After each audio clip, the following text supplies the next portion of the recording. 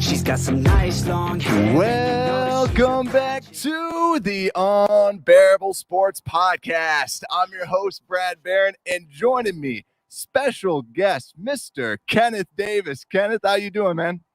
I'm well, man. How are you doing today? Doing well. We were just talking a little about some vacationing and everything like that just before here.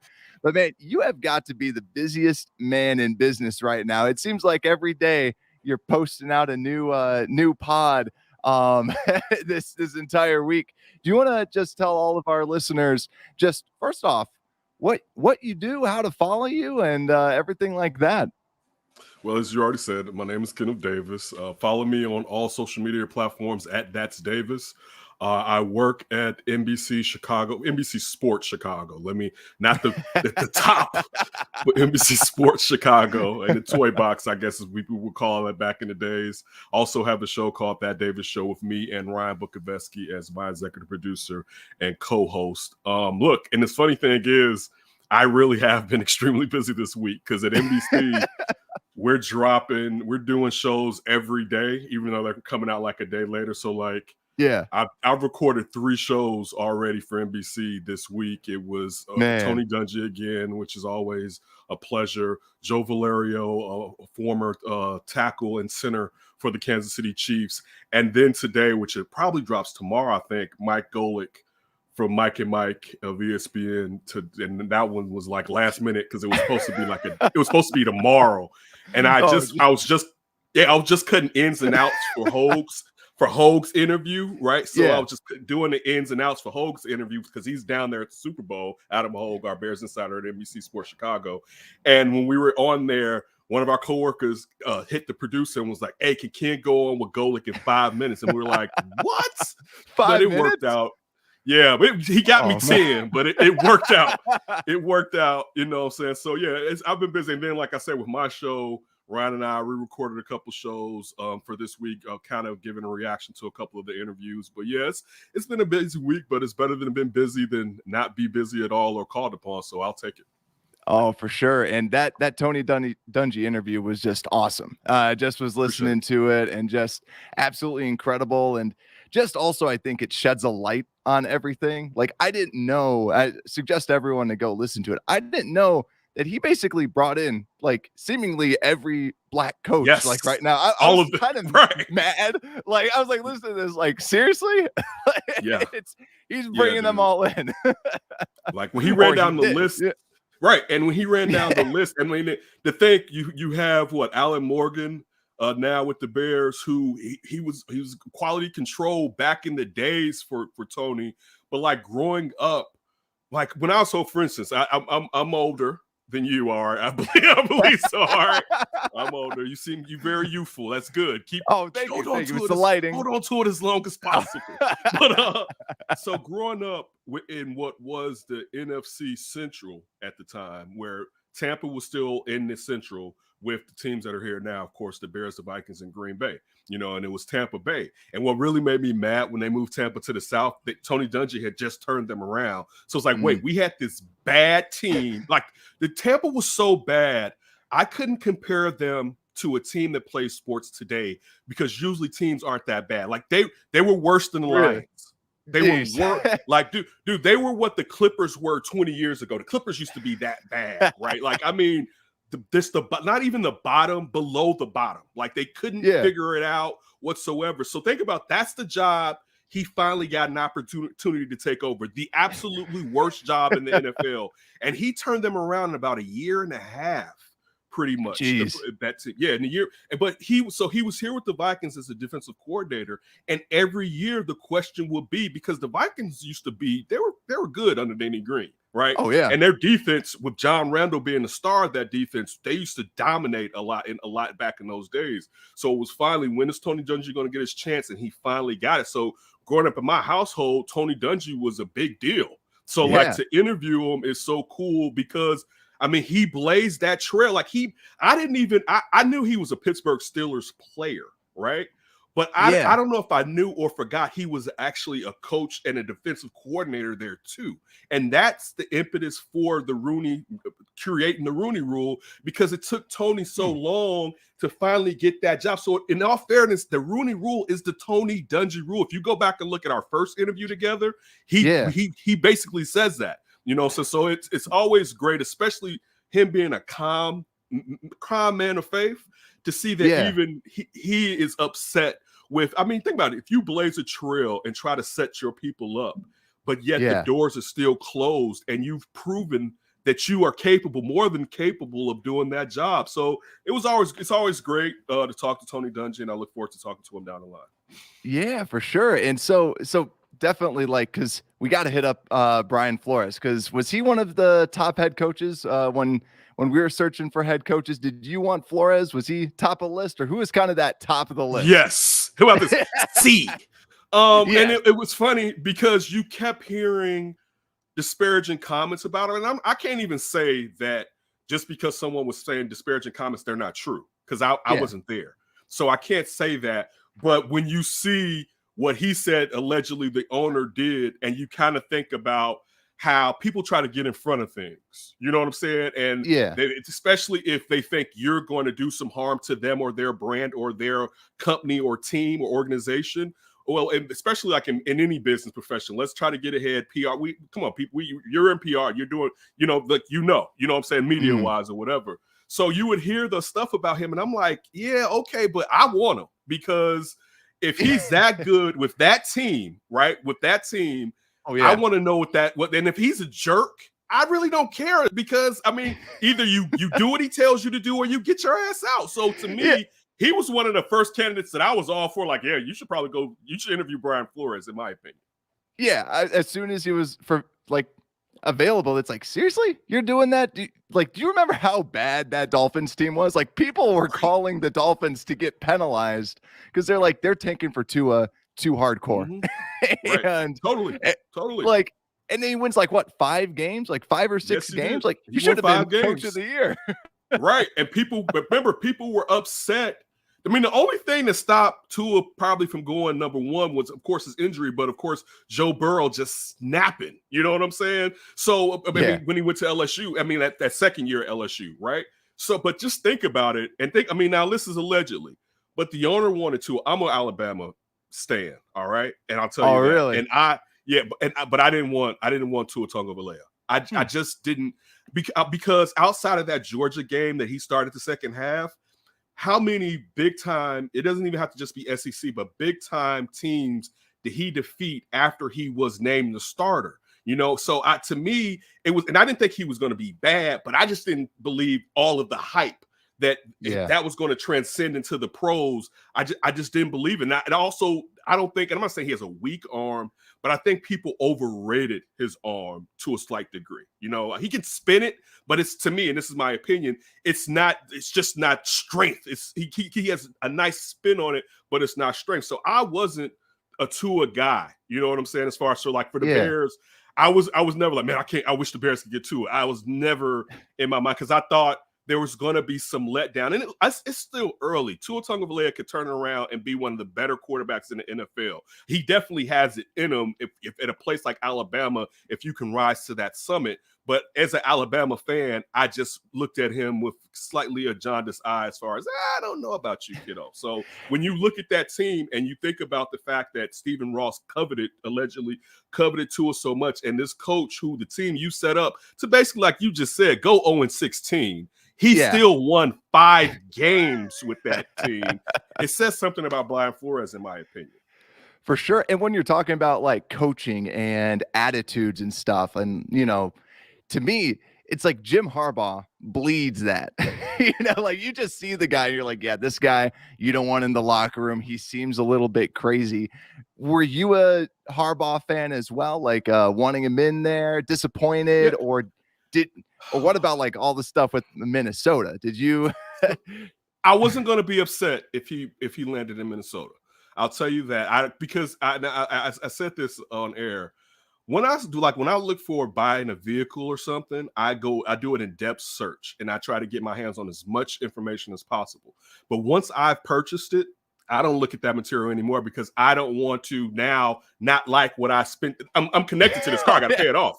Right. Yeah. So it was already like, it was no reason. And it's funny because I talked to some different podcasts and just, they were infuriated. And the day before he went there, I promise you, I said to myself, he's going to pull it. He's going to pull it. Right. He's going to go. I said, he's going to do it. And some told me, it was like, he's flying in. I was like, I still don't know. It's Jim Harbaugh. Now, look, back before he got to the 49ers, I definitely wanted him to be the Bears head coach. Even after he left the 49ers, cool. My issue with Jim Harbaugh is this, and you kind of hit on it. People act like he doesn't grade on people. He does. Yeah. And I mean, the amount of time he was going to have here before it started going south, I didn't know if it was going to line up perhaps with how far back this team may be, not on defense as much as perhaps on offense. But this is my real issue why I didn't want to go the Harbaugh route. I only believe that Bill Belichick and the ghost of Bill Walsh deserve 10-year contracts for $100 million. That you're going to give Harbaugh that, and he has never won a Super Bowl. He's been to one, but he's never won a Super Bowl, and he's only coached one NFL team. So for me, as a Bears fan, you know what's going to happen. He may be successful, but at one point, if it goes down, they're going to keep him for so many more years till they get towards the back end of that contract to where they feel comfortable with eating that money. So that was a whole nother problem where it was like, wait, I'm not giving a guy, and Harbaugh has the right to ask for it because he has safety at Michigan, he's given up safety to come back to the NFL, not for long. We know that acronym or whatever, right? He's giving that up. Yeah. But I didn't want my team, the Bears, to be put in that situation where they'll be locked into a coach that perhaps shouldn't be here any longer, and they will have to continue to pay him until they felt comfortable with eating some of that cash. So even though I wanted them to interview him, but I did have issues as far as will it really work, to be honest with you. Yeah, when that stuff came out, it's like we just saw this with Gruden. You bring in Gruden. Gruden at least won something, but wasn't really Gruden's team. That was Tony Dungy's team. Yeah, and he beat his own team where he knew all the plays. Yeah, all right, it was.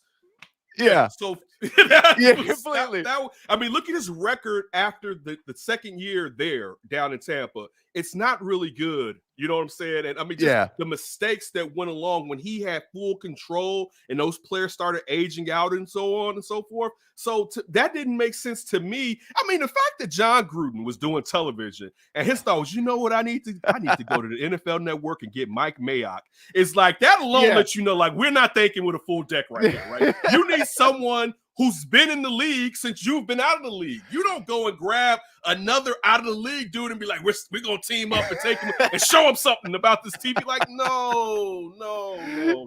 We're going to be entertaining. Like, if the Bears had Jim Harbaugh, I said, I want Louis Riddick. Just go full Hollywood. I'm with you. I like, but that would have been a problem too. If we're going down in smoke, I want it to be televised. I want the press there. I want everybody there, man. For real.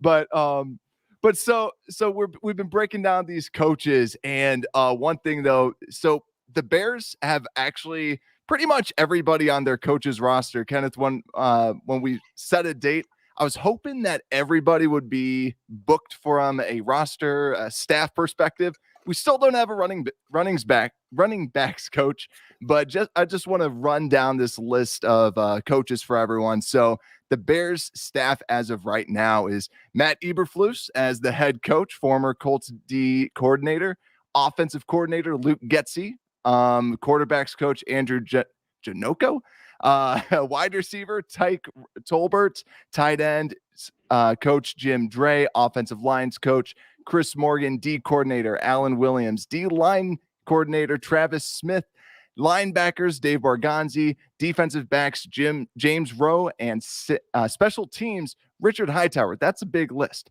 But so we have pretty much everybody defined, but let's kind of stay up here with the head coach. So now we've talked about the potential, the people that we are thinking they could have possibly got. Now we got Flus. We got the Flus. Now, what was your impression when we got Eberflus? Did you Did you love it? And has your mind changed at all since then? So I wish I should pull my phone out and show you a text thread with me and some of my under center co-hosts, Alex. Actually, it's a thread because sometimes we have too many threads, but one with like me, our producer Tony, Adam Hogue, Eric Strobel, and Alex Shapiro. And when it looked as if Dan Quinn was going to be the day before, when Dan Quinn was going to get the job before whatever happened took place. I sent some images or gifs of no Flus, and it just is like, oh no, right? Because Alex actually on one of our shows about a month ago, Alex mentioned and pulled Flus out of nowhere, right? So he was on our radar, to be honest with you. Matt Eberflus was on our radar because Alex Shapiro, who writes for NBC Sports, you can check out his articles on our My Teams app and on the digital. He said he brought up Matt Flus, and when I just started, reading more into him, it was like my thoughts were I wouldn't be mad about this, So like that was my looking at the fact of what he did with that defense, and also the fact that he ran the defense, and so when you have Frank Wright, who's offensive coach, and I can still remember him Frank Wright, all right, one of the worst moments of my young life. Warren Moon, all right, with the Houston Oilers at the time, I believe is in Buffalo, all right. And Jim Kelly is hurt. So Frank Wright is the backup quarterback. Warren Moon and the Oilers are up by like 25-3 or something ridiculous, right? Yeah. And Frank Wright, and this is a playoff game, brings them all the way back to beat the Oilers. So that's my first memory as a kid of Frank Wright. Most people don't know that, but when I heard Frank Wright, I think, the Oilers, right? The comeback. Yeah, the comeback. So Frank Wright, being a former quarterback and offensive guy, giving his defensive coach full autonomy to do as he wishes and being successful. And the key part was the fact that Chris Ballard and Frank Wright decided they were going to give whoever's the next defensive coordinator full service to pick whoever the hell they want to pick. So when the thing that I do like as far as with Eberflus and the defensive side is he's not going to have to teach his coaches how he wants them to coach their players. Because I mean, if you think about, like, for instance, when Lovey got here, Lovey had Ron Rivera. You know what I'm saying? And so even though it was a plus because Ron Rivera had played or coached with different systems, but it ended up being a problem because Lovey felt that if things went bad, his replacement was right in the house with him. And I always feel like that kind of hurt Lovey from really bringing in an offensive mind that at some point, if the team felt that he wasn't succeeding, would just boost up that offensive coach, that old coordinator. But getting back to Eberflus, I think it's a plus that the fact that when you look at the defensive coordinator, the linebackers coach, the DB's coach, they know everything and how he wants it. So it's not a situation where he has to train them to help train the players. It's a situation we're all in one accord. All we need to do is focus on the players and implement what we basically implemented in Indy. So the Matt Eberflus hire, I'm fine with. He still has to be a head coach, though. So that even though I'm fine with it, I can't say that clearly it's going to be successful. I can't, but one with a guy that seems like a smart and astute football mind, a smart and astute football mind, given a defense that's still, depending on what they do this offseason, has a lot of good pieces on it as far as those edge rushers. And when you look at Jalen Johnson, and of course you already got the weak side linebacker in Roquan Smith. So I think it was a good hire, especially when you think about how many outside of Josh McDaniels, how many of these guys in Lovey now, how many of these guys are first-time head coaches? But that doesn't mean the Bears couldn't have went with a veteran coach, because I was fine at the point where it seemed like Dan Quinn was going to be the head coach. I was fine. I was like, okay, that's not bad. Maybe he did make it to a Super Bowl and blew it. All right. You want to talk about a comeback? Whoa, yes. Yeah. Whoa, dude. I was at a Super Bowl party that game, and I was texting my friends that are Patriots friends disrespectfully, right? Other Patriots fans that were so quiet, and like this one dude was at the party talking so much trash. Yeah. And now he was just humbled and quiet, right? And I started shooting out like, because I mean, at this, and I'm a cautious person. I know a team could come back, but at this point, I'm like, it's not a chance in hell they coming back. Yeah, and Tom Brady, right? Like during that Rams Tampa Bay game, I'm sitting in the basement. It's me and the old lady. And I'm like, you have to bury him. Like, you can't play with him. You have to drop him in a bottomless pit and toss the Sis Tower or Willis Tower on top of it. Like, you have to keep coming. But again, I was fine. Get back to it. I was fine with Dan Quinn getting the job. I'll say this. I am kind of more interested in what Matt Eberflus is going to do, though. And it's just weird. But I kind of am. Dude, I don't know if it's just me, but does Eberflus give you like some preacher vibes? Like, I don't know what, like, he gives me this like Lutheran, like, good one. That's a good one. That's a good, he definitely, just a smidge of swarm, just a smidge, perhaps. Like, like he's a preacher, like, and you trust him, but it's just a smidge of, and I want that smidge too. I'm not saying it in a negative way. You're a little corny, but I like you type of thing, I hear what you're putting down type of thing to Eberflus. So like, hopefully they buy into what like he's putting down. Because do you think this defense is far away from becoming an elite defense again, or no, they're not. I mean, listen, you have this offseason to either, and you don't have to go out and get the best 3 technique guy. You know what I'm saying? All you need is, with what again, the Bears have a lot of holes too. You know what I'm saying? They have a lot of players they have to re-sign. It doesn't seem like Akeem Hicks is going to be back. You got to figure out now, because the first name you hear, well, as far as 3 techniques, you got Bilal Nichols, and it's like, okay. Right. But he can hang around. He can hang around, all right? Eddie Goldman, me personally, I'm letting Eddie Goldman go, to be honest with you. Kyrie's Tonga, you're getting your chance, kiddo, all right? But you can go out and either draft a guy that's a 3 technique guy, or you can go out and perhaps get the 4th best 3 technique guy. Because dog, those ends, if they keep both of those ends, it's the pressure's crazy already. And all you need is a guy just to puncture through to slip through in the middle. But you already have the weak side linebacker. So all we have to you have to wait for Roquan to get adjusted to being switched to the weak side linebacker. We have to figure out who's going to be the middle linebacker. But I'll say this too. Brian Urlacher in a cover 2 is an outlier, everybody. Like like that what he did, his speed, his length, all that's not necessarily what you're asking middle linebackers in the cover 2 to do. He's just a freak. So he was able to do that, because it's funny. I asked these guys on this podcast, I was like, who was the middle linebacker for the Bucs, who we were just talking about when they won the Super Bowl under John Gruden? Could you name that person that was the middle linebacker? Because Brooks was outside. Brooks was a weak side linebacker. No, you shouldn't know. It was Shelton Quarles, right? Oh, right. Yeah. So household name. I'm sorry, Shelton, because I do remember him playing for the team, and it was like when it was popped, when someone mentioned it was like, oh yeah, I do remember that name on playing for that team. But I'm just saying, like, he wasn't a household name, so don't look at it as much as you need a lack type. It was really, the system is built so that everything is funneled Lance Briggs' way, and that's how it's set up or whatever. But you had a Hall of Famer next to, and I think Lance Briggs should be in the Hall of Fame too.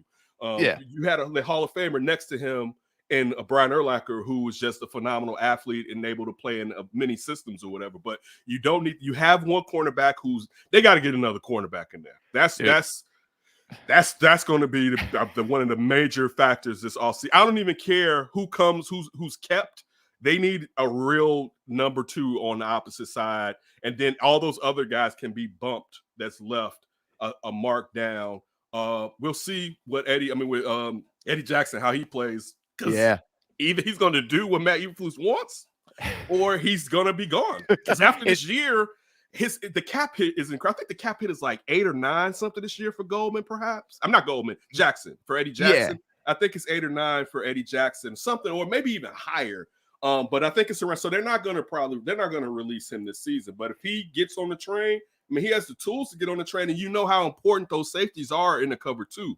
You're asking a lot of those safeties now in those zones that they have to play in when you're playing in an honest cover 2. So, again, as far as getting all the way back to Matt Eberflus and the coaching, I'm intrigued, but the Bears don't deserve the benefit of doubt in anything that they do. Are you putting any stock into Thomas Graham Jr. at that cornerback position? Do you think that he could potentially be something next year? Or would you just say, hey, you did great. I'm going to bring in a couple veterans and you can duke it out with them? You just answered it with the latter. Because you got, okay, so with that second round pick, and I guess Ryan Poles will go for best fit, and meaning what? Who's it going to be? An Eberflus guy? Because if you look at you kind of look at some of the stuff as far as Chris Ballard and what they did with Indy. They have a certain type of player that they're looking for, that not just with the tangibles, but the intangibles that they know will buy in, kind of what they want. I would think that some of that philosophy will be brought over here with Poles and Eberflus. So you with that second round pick, are you going to go for a receiver and hope that he can be the person to offset Darnell Mooney? And really not just offset him, perhaps kind of maybe grow into being a number one, because Mooney to me is more of a number two. You know what I'm saying? Or if you just have a room of nice receivers in general, you don't even necessarily have to, because sometimes, like Green Bay, for instance, like sometimes they just have like a really nice group of receivers. Like one of them will be above them, like when Jordy Nelson was there, or even Sterling Sharp, who was a great receiver who got hurt, Shannon Sharp's older brother. Sterling Sharp in the early 90s was the second best receiver in the league that was riddled with great receivers, right? And some people would say he was the best. And this was, at this point, we thought Jerry Rice was getting old, but Jerry Rice played for like another 15 years, right? Oh, yeah. We didn't know, right? But it was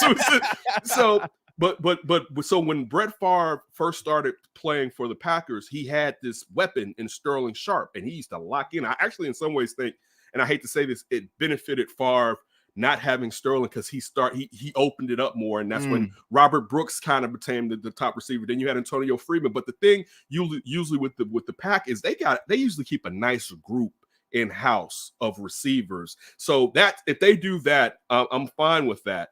But that's the question to your point about as far as corner and Thomas Graham, where are you going to expend that draft equity? As far as, are you going to look to get it? Just, I want two nice cornerbacks to start this off. Or like you said, do you go through free agency? And I mean, of course we're going to keep Thomas Graham. He's on a rookie deal. Oh yeah. But so, you got to take advantage of that, especially, saying with how much money the Bears have to spend to try to either sign their players or sign free agents. But you have to, that's one of the biggest needs, will be one of the biggest needs on that defense, is figuring out that cornerback situation, because you don't want to have it to where teams are just like, you know what? Either I'm just going to stay away from Jalen Johnson for the most part, and just pick apart that other cornerback, like what happened earlier on in the season this year. Oh yeah. And so obviously it's all defense. It's all defense with this team. Are you afraid, and because we have a defensive head coach, that the offensive coordinator is going to all of a sudden fly away, that Getsy's going away next year if Justin Fields ends up doing well? So this is I put out a link from that Davis Show clip, right? And I named it the fear at this point, because we didn't have Luce Getsy in the building. I put it out and named it the fear of losing the non-existent offensive coordinator, right? And I went on this rant about it's better to love and lost than never loved at all. If Luke Getsy gets Justin Fields to a certain point of success, right? There may be a dip, but at least he got him there. So if he leaves and you bring in someone else and that person fails, then you look at, if you go back and look at all the OCs that Ben Roethlisberger had. Remember the Todd Haley fiasco, and then Bruce Arians came in there? You go through that, but listen, Mike Tomlin's still there, and they still haven't lost. Yeah, haven't had a losing season. So, yes, there's a fear of, okay, Luke, if Justin Fields takes off this year, Luke Getsy is going to be an extremely hot name out there and will probably get a job. But if he gets Justin Fields playing to that level, then bring him, and we'll replace him either with you're going to give the QB coach the chance at first, or whoever. And also, if Luke Getsy gets Justin Fields to a certain point, they're going to be people that are either OCs or people looking to become OCs with play calling duties, fiending to get into here to coach Justin Fields so that they can get their name out there. So I'm not afraid of that. I hope it happens, to be honest with you. You know what I'm saying? And that's how I feel, because you can't be afraid of that. That's on Matt Eberflus and Ryan Poles, but Matt Eberflus, because I'm sure he has say over the staff, that's on him to already know who he needs to have lined up just in case. You're supposed to have 5 names, right? You're supposed to open the draw and pull the names out. So no, I'm not fearful at all. I pray that it happens, because one, if someone gets Justin Fields really to a certain level, I mean, we've never experienced that here. You know, like I'm not going to be afraid, and that's the problem with us not experiencing something. We're post traumatic in this bad boy. We got PTSD. You know what I'm saying? Like, oh no. Yeah, it's like post traumatic truth syndrome. You know, like, it's just, like. And see, I told you before here, like I live in Wisconsin, and what part of Wisconsin, may I ask?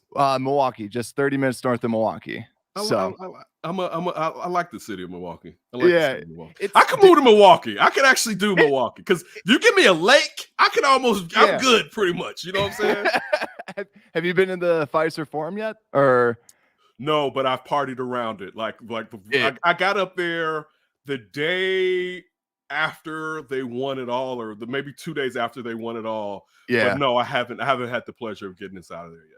Yeah, it's insane. It makes everything like, you're like, oh man, we need more places like this for sure. Okay. But yeah, so the reason why I bring that up is, so my entire life has been Hall of Fame quarterbacks for the Packers.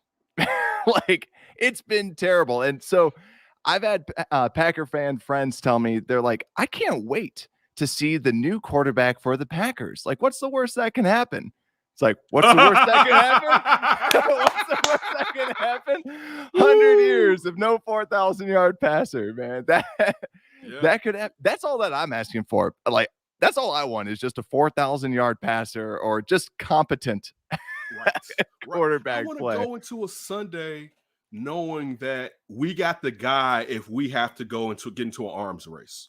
You know, like, that's the thing where Packers fans have had that I have never in my life experienced. Is like, oh, you got missiles? We got missiles too. Like, it's like they got missiles, and all we have are these old antiquated pistols, right? Rifles or whatever. Like, so. But I'll say this: is funny you say that. The Packers fans say that. Well, boy, you get this Jordan Love in your life. We're gonna see. Oh, all right.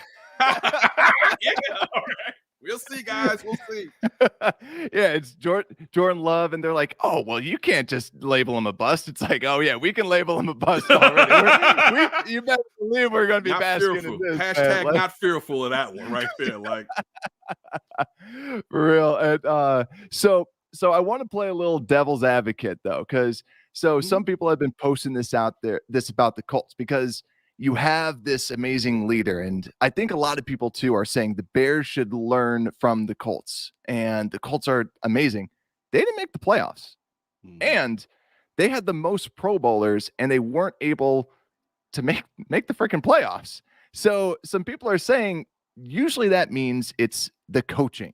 Does that make you fearful at all about just the kind of lack of production, lack of wins from the Colts?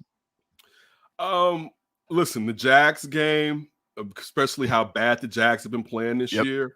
So I can give some of that to Matt Eberflus, but it's football. Like, you get teams that aren't supposed to be the Bears London game against the Raiders, right? And we were all like, it's the Raiders, right? Yeah. Like, teams that it happens, right? But to answer your question, that's really on Frank Wright's side of the ball, in my opinion, what's going on with the Colts. I mean, look, I'm a Chris Ballard fan, but they went out and got Carson Wentz. And you knew once you gave up 2 first-rounders, because he was going to start those games to get to 2 after it was just 1, you knew either he better hit or we're in some trouble for the next couple of years when it comes to bringing in a quarterback, because one, they can't trade for one now because they don't have the draft equity. So now what they would have to hope for is that a quarterback is out there going to be a free agent, who a free agent quarterback? Who lets that happen really if they're good, right? but they will have to choose you because you have a ready-made team. You know, kind of like what happened the year before when they had what's his name, Phillip Rivers. You know what I'm saying? So, but really, and I'm making excuses for the Colts while I'm doing this. So let me just openly say that. But let's still not forget they thought they were going to have Andrew Luck there.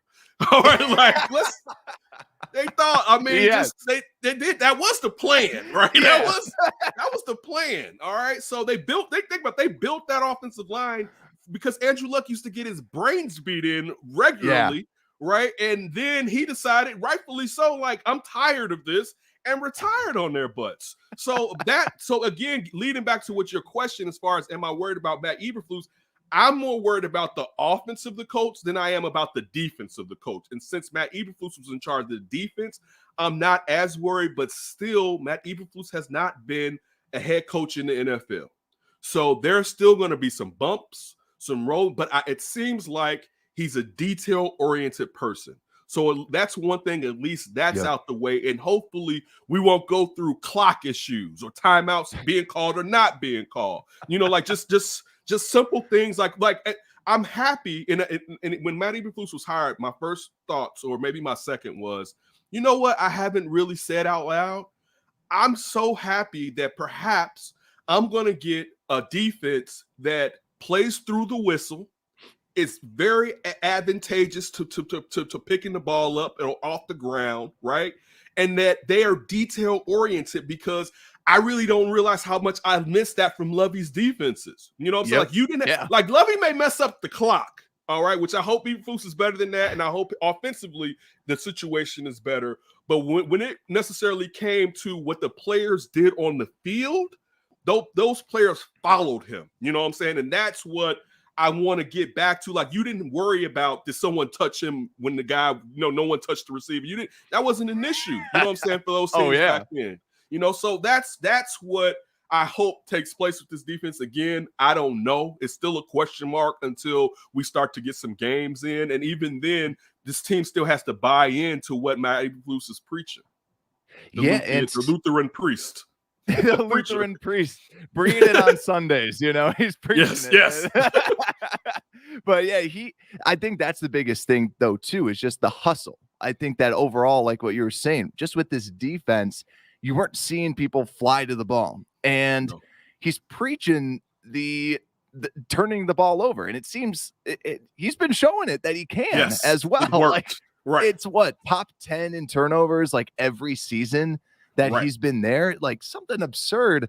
So hopefully, like Eddie Jackson, like you brought up Eddie Jackson, I want to see what happens with him, because us Bears fans, we've been crucifying him this entire time, because we're he deserves it. He deserves it. You gotta start hitting. You got to start jumping to it. Like, after you got paid, it's like, what happened? You checked out.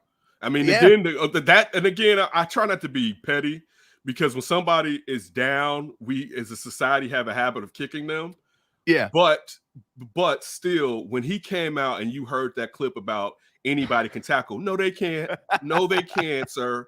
That's not like, no, they can't. Like, to say that and not have a bunch of turnovers makes it so much worse. But again, like you say, he got paid, and he seems like he kind of checked out, or he's not locked in, to say the least. Like, I just feel like I always hate saying that too. You know, you don't want to be like, oh, you just got paid, so you just don't care anymore, because it's not that. It's just it seemed like he was built differently mentally. Like, mentally, he's sitting back there like, I'm going to change this game. Now he's going back there and he's like, all right, this game should fall to me. Like, I'm just waiting for it to happen rather than something bigger. Right. But I have a question for you on just overall, now that it's starting to fill out with the different position coaches, is there any position coach, offense or defense, that kind of stands out to you? You know what? I just was reading up for this episode on Hightower being hired, the special teams coach, right? And just to look at how bad that 49ers defense has been, but I'll say this, and this is I have a caveat for it. The 49ers were a team that at the beginning of the year on my show, That Davis Show, Ryan and I had a discussion about where we thought who would win the NFC West, right? And I picked the Rams, but I wanted to go with the 49ers. But I said, I think they're going to be injured again this year, because last year, this season, of course, but the season before, they were hurt. They were injured again this year. They just made it through, and they didn't lose Jimmy G for a long stretch through the season like they had in the past. But usually they have a I don't know what's going on in that building, but something's happening for them to consistently be injured, because people think sometimes like, oh, we were really injured last year, so clearly we're going to be healthy. No, that's not necessarily true. You know what I'm saying? Sometimes it is a fluke, but sometimes, like, if I'm the Baltimore Ravens, we need to find out what was happening with all these players going down, and if our training staff can help or is kind of hurting them. But the point that I'm making by bringing up the injuries with the 49ers is, dude, when your team and your players are hurt, who are they snatching those players up? They're taking them players from special teams. That's a good point. Or those special teams players are now playing more reps on offense and defense than they're used to playing. So but again, I'm looking to try to saving grace in this situation, and hoping perhaps they just didn't pick up a coach that has been coaching bad special teams for like the last 2 seasons. And I think the last 2 years they've ranked like in the top 20s, and this is like, nah, dude, I need you to be around the 10 mark or something like that. You know what I'm saying? So that right now kind of sticks out to me to a certain degree. Luke Getsy, because I feel like he had the 1 year down in Mississippi where he was calling plays, but it was just 1 season and it was in college. So he has to get used to calling plays. You know what I'm saying? And he's going to have to go through the fire. Now, the fact that they're talking a lot of 49er stuff, I personally, and I know some people don't, I love me some Kyle Shanahan because he makes running sexy. People don't like, because the whole, and partially with the Matt Nagy thing, people deem offensive intelligence through the air, right? No, you can also be very creative with your run packages, and also, especially if you're limited through the air.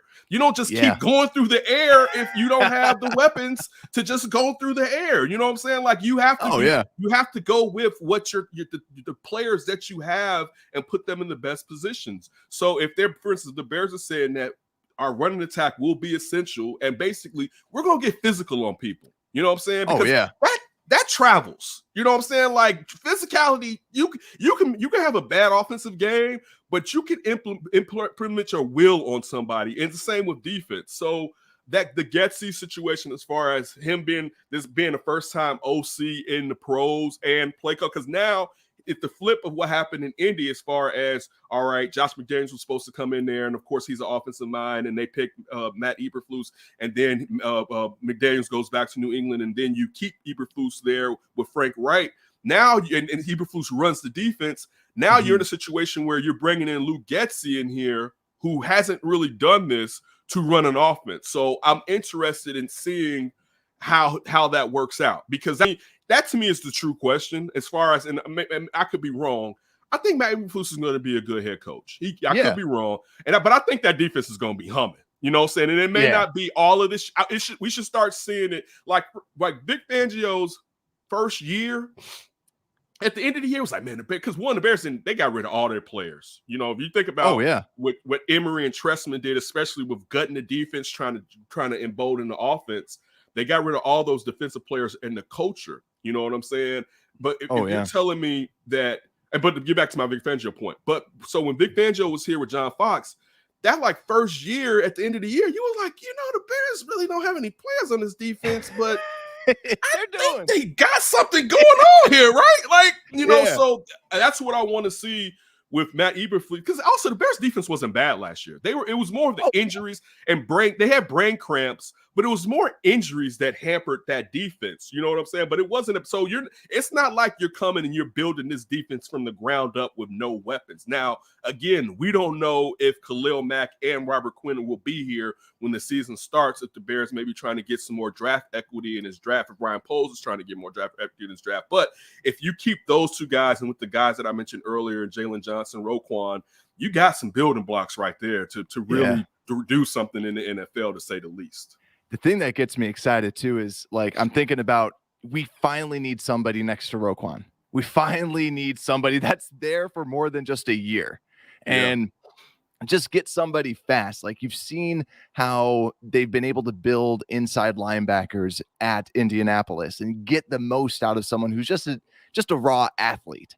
So bring in someone. They can just fly to wherever they want. Roquan will clean it up and just play fast and just play aggressive out there, man. And also one thing too, because you're talking about just playing physical, how far off do you think this offensive line is? Because Poles is talking about rebuilding. He's talking about Bill growing. Defense doesn't seem far away, but offensive line, what are you thinking? I don't know. You got two guards, and one of them is about to be a free agent. All right, and James Daniels, right? He's not a problem now, so I'll do the interior of the line. He's not a problem, but can you do better than Sam Mustipher? Probably. You know what I'm saying? Probably so, but it wouldn't be if we're talking about building out this offensive line. Will my first thoughts be we have to bring in a center? No, but maybe, because it would depend on Ryan Poe's evaluation of Larry Borum and of Jenkins, and does he truly believe that they can be bookends for this team moving forward in the future? If he doesn't, you got to go get a left tackle. I mean, that's just the truth. Because I hope either one of them can play right. You know what I'm saying? But like, the question really is like, who's on that left side? So like, but I don't. As far as this line, they need some work. It is comforting to a degree to know that that's Ryan Poles' expertise.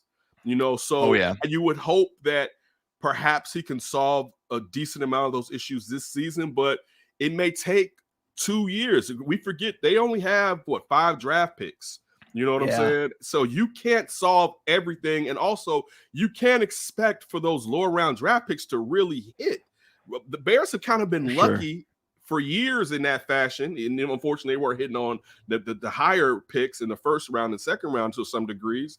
But you can't expect like, you know what, we're going to find that tackle in the 5th round. You know what I'm saying? Like, I mean, listen, it happened. Maybe Larry Borum is that, but still, like, you're asking a whole lot in that way. But again, if Ryan Poles, this is what he built his career off of somewhat, then he may be able to find more diamonds in the rough than others have in the past.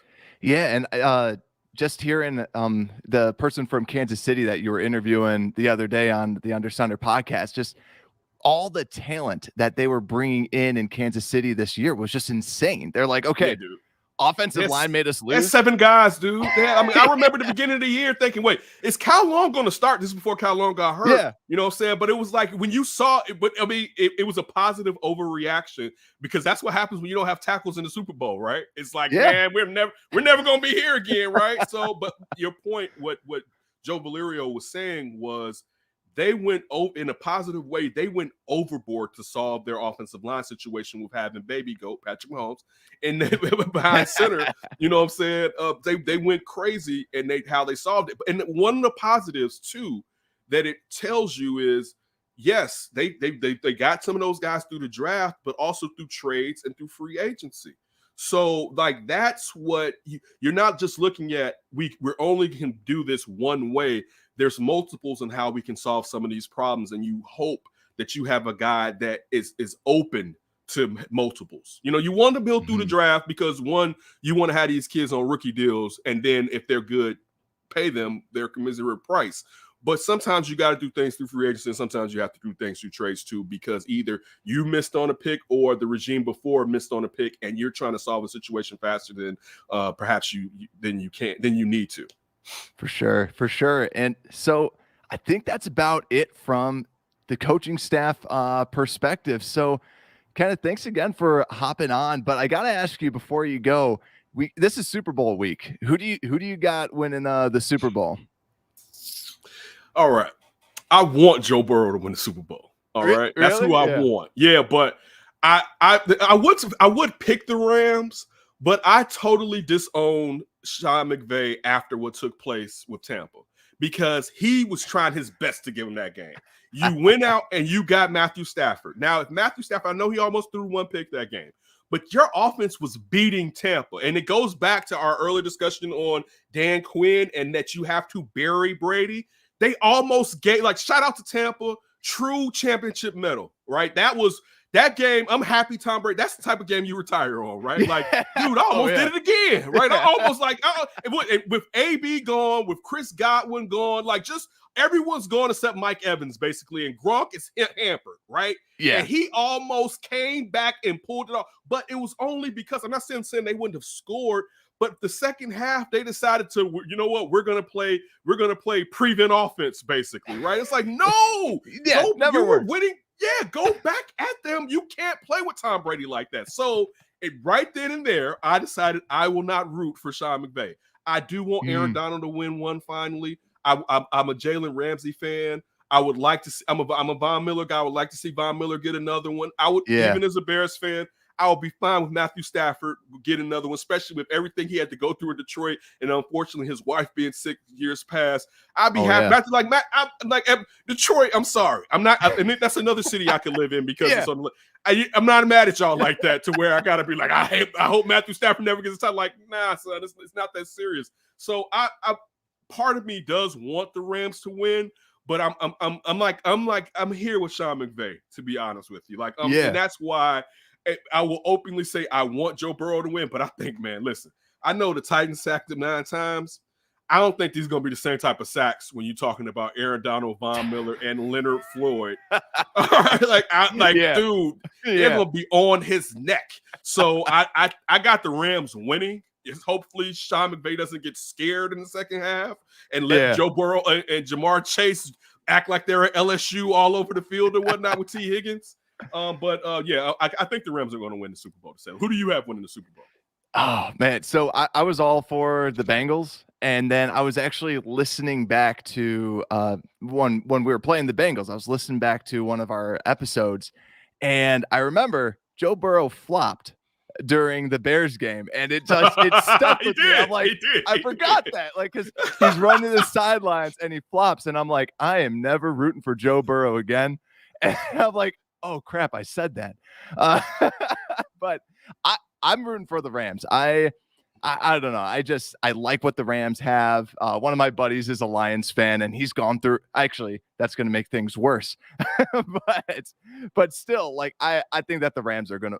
I think that they're going to win, and it would just be nice to see all the stuff that they've done finally kind of turn into something. No draft picks whatsoever, but finally it will. I mean, because that's what I mean to a certain degree, and it gets crazy as far as your future, but that's what all fans want. You want your team to totally commit to, you know what? Yeah. All our cards. Listen, totally commit when you have a heavy hand to win. Not totally commit when maybe there's a chance. You know what I'm saying? Yeah. But they clearly had a chance to win there at the Super Bowl. It's in their stadium, SoFi Stadium. But they went all in, and hopefully it comes to fruition. So I think, like you said, I think the Rams are going to win the Super Bowl at home, like Tampa Bay did last season. Yeah, I mean, is it really home? I mean, it's LA. We know how many LA fans there are there, man. But at least, but you know what? At least that was a team from LA back in the day. Yeah, so there's still Ram fans around there. But I'm with you. It's a transient city. Who knows? For sure. So that is our show. Thanks again, Kenneth. You want to tell everyone how to follow you again, real quick? Yeah.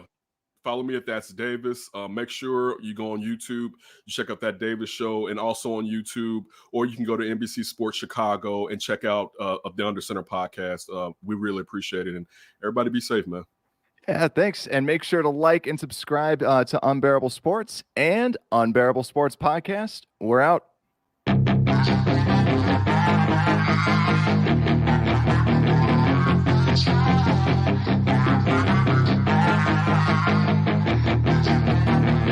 Yeah, she's got some nice long hair, and you know that she's a bad chick. Thank you for listening to this Belly Up Sports Podcast Network product. Some said we go belly up, so we made it our name, and we're still here.